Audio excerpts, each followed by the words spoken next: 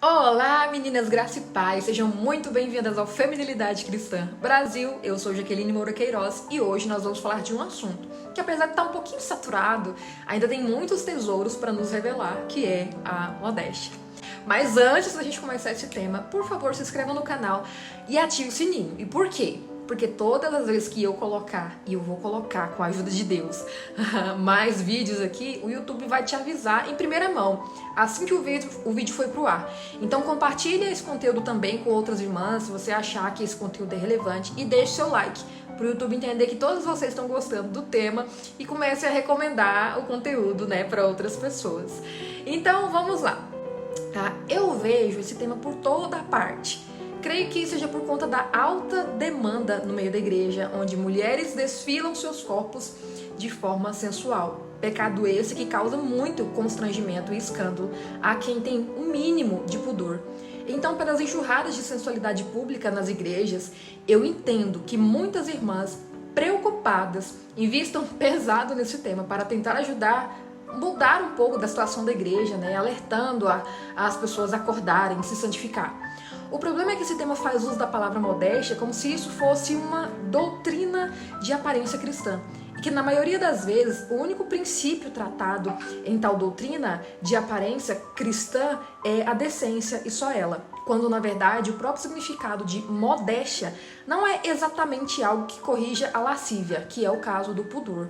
Mas a palavra abrange um significado muito maior e muito mais completo.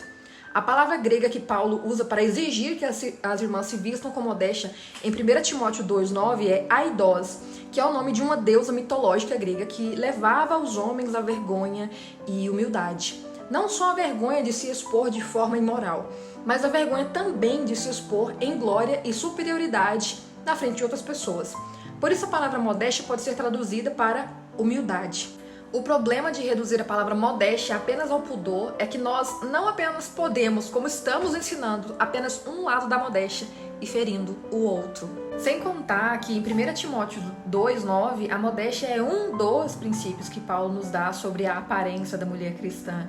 Então, não só estamos empregando a palavra modéstia de forma incompleta e errônea, quando nós deveríamos estar nos baseando na palavra decência, que é usada no mesmo versículo, né? Ao invés de modéstia, pois a palavra modéstia, usar ela para tudo, tá deixando de fora o próprio significado dela, que é humildade, né? Então, nós estamos banalizando essa palavra. Não só isso, mas estamos passando por cima do princípio da descrição, que também está no mesmo versículo. Eu sei que temos muitas demandas em relação à pureza sexual no meio da igreja. Eu sei, mas não é justo tornarmos esse problema como o único, pois aquilo que não reconhecemos, nós não nos preocupamos em resolver. E temos outros problemas, como com a moda cristã, para além da indecência. Não é justo usar os textos bíblicos para combater aquelas coisas que mais nos incomodam, sem levar em conta que o pecado é primeiramente contra Deus, mas que ele está igualmente irado com pecados aos quais nós ignoramos. Portanto, nós precisamos enumerar corretamente todos os princípios bíblicos que precisamos obedecer e aplicar em nossa moda. Em 1 Timóteo 2,9, Paulo cita 3 princípios: decência, modéstia e discrição. E no final ele diz como podemos corrigir esses pecados que ferem tais princípios. Cultivar a beleza interior com boas obras. Paulo, no geral, está combatendo a vaidade feminina. É por vaidade que somos indecentes, imodestas e indiscretas. É para sermos o centro das atenções. E a Bíblia sempre contrasta a beleza exterior com a interior, sendo a primeira vã e enganosa, para ser mais direta, inútil no reino, e a última realmente valorosa para Deus. Não é somente aquela irmã que anda com roupas curtas, decotadas e coladas que está falhando em amar a Deus e glorificá-lo, pois estão buscando glória para si próprias. Aquelas irmãs as quais andam como árvore de Natal e com luxo e pompa também. Não é justo condenar as atitudes apenas da primeira. Talvez existam irmãs indiscretas ensinando modéstia para irmãs sensuais. Isso é o cúmulo, como costumamos dizer aqui, é o sujo falando do mal lavado. Não só a 1 Timóteo 2,9 encontramos os princípios de como a mulher cristã deve se aparentar, lembrando que a aparência é o menor dos problemas, perto de um coração piedoso ou não. encontramos outros princípios, os quais eu quero compartilhar com as irmãs hoje. Primeiro, a mulher não deverá usar roupas masculinas e o homem não se vestirá com roupas de mulher, pois Yahvé, o teu Deus, tem aversão por todas pessoas que assim procedem. Deuteronômio 22:5. Deus tem aversão à mistura de sexos. O princípio aqui então é a distinção entre homens e mulheres. Deus leva muito a sério a forma como expressamos nossa própria natureza, pois macho e fêmea os criou. Eles são diferentes e precisam se vestir de forma distinta. Não só na roupa, mas em 1 Coríntios 11, Paulo faz a distinção entre o cabelo do homem e da mulher, o qual o apóstolo aponta que para a mulher é vergonhoso raspar ou cortar o cabelo, está no verso 6, porque o cabelo comprido é sua glória, mas que é vergonhoso para os homens ter cabelos longos, versículo 14. E tudo isso com base na natureza criada. Deus leva muito a sério que mulheres se aparentem como mulheres e homens se aparentem como homens, sem misturas de sexo. Muito diferente do que nossa cultura andrógena nos vende, certo? Então, ponto 2. Faz cobertas para a sua cama, veste-se de linho fino e púrpura, Provérbios 31:21. A mulher citada em Provérbios 31 tem as características da mulher ideal. E repare na parte em que fala das suas vestimentas. É citado linho e púrpura. Creio que essa citação não seja de forma prescritiva, ou seja, um incentivo para que nós usemos linho fino e púrpura, pois todas as ocupações que a mulher de Provérbios 31 faz está fora de nossa realidade atual, como ter servas, plantar uma vinha ou trazer provisões para seu lar em navios mercantes. Está claro para mim que o objetivo da lista da mulher ideal é apontar os princípios por trás das atitudes e atividades. O linho fino nos tempos bíblicos era um tecido de origem vegetal muito caro. Portanto, tinha muito valor, por isso era próprio dos nobres. A púrpura igualmente, sendo um corante muito caro, tinha um alto valor e era usada pelos nobres. Tanto o linho quanto a púrpura foram usados na construção do templo e usados também por Salomão, e até Jesus foi vestido de púrpura quando foi preso pelos soldados, justamente pois eles estavam zombando da nobreza do rei dos judeus. Portanto, o princípio de Provérbios 31 era que essa mulher virtuosa se vestia com nobreza. Mesmo que ela seja uma dona de casa, com inúmeros serviços domésticos que ela certamente tinha, ela se vestia com dignidade, com roupas da melhor qualidade, de acordo com a condição que ela tinha. Ela não se vestia de forma maltrapilha, nem desleixada. Ela podia não ser uma rainha, mas ela certamente era rainha em seu lar, e ela era a coroa de seu marido. 3. A beleza de vocês não deve estar nos enfeites exteriores, como cabelos trançados e joias de ouro ou roupas finas. Pelo contrário, esteja no ser interior, que não perece. Beleza demonstrada num espírito dócil e tranquilo, que é de grande valor para Deus. 1 Pedro 3, do 3 ao 4. Além de Pedro condenar a tentativa de ganharmos nosso marido com coisas tão superficiais quanto a beleza exterior, ele aponta quais são as virtudes que nós precisamos cultivar. Um espírito dócil e tranquilo. Como esses dois princípios são negligenciados, tanto em nosso comportamento quanto em nossa aparência. É claro, gente, a nossa aparência é a expressão do que somos interiormente. Esse talvez seja o ponto mais tenso dentro da moda cristã.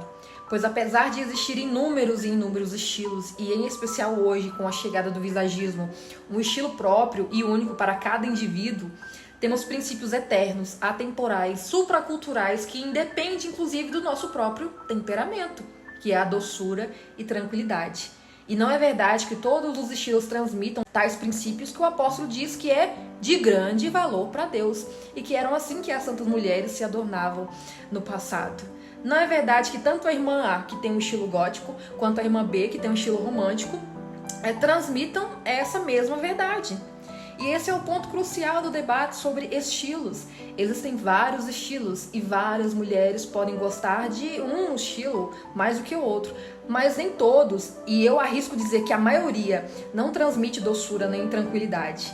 Na verdade, muitos transmitem sensualidade ou agressividade. 4.